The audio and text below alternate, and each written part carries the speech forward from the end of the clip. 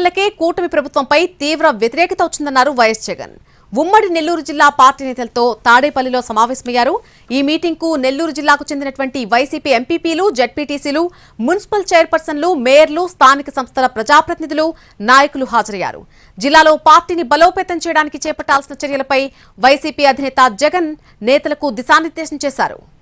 జెండా మోస్తున్న ప్రతి కార్యకర్తకు భరోసాగా ఉంటామని చెప్పారు. ఎవరైనా అన్యాయం చేస్తే కార్యకర్తలు వారి పేర్లను గుర్తుపెట్టుకోవాలని చెప్పారు. వారిని చట్టం ముందు ఖచ్చితంగా నిలబెడతామని తెలిపారు. రాష్ట్రంలో ఇలాంటి పరిస్థితులు ఎప్పుడూ చూడలేదన్న ఆయన అక్రమంగా కేసులు పెట్టి వేధిస్తున్నారని ఫైర్ అయ్యారు. గత 6 నెలలకే ఈ స్థాయిలో ప్రజల్లో వ్యతిరేకత ఉన్న ప్రభుత్వం బహుశా నాకు తెలిసి దేశ చరిత్రలో ఏది ఉండదు, ఒక ఈ ప్రభుత్వమే తప్ప. ఆ స్థాయిలో ప్రభుత్వ వ్యతిరేకత అన్నది అప్పుడే ప్రజల్లో చర్చనీయాంశంగా మారింది. మొట్టమొదటిసారిగా ఈ స్థాయి నుంచి కాదు, ఈ స్థాయిలో కనిపిస్తోంది ప్రజల్లో ప్రభుత్వం మీద వ్యతిరేకత.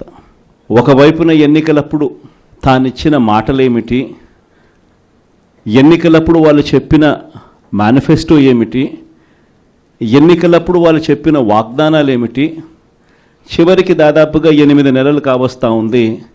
ఈ 8 నెలల్లో వాళ్ళు చేసిందేమిటి అన్నది ఒక్కసారి గమనించినట్లయితే ప్రతి ఇంట్లో కూడా ఇదే చర్చ జరుగుతూ ఉంది.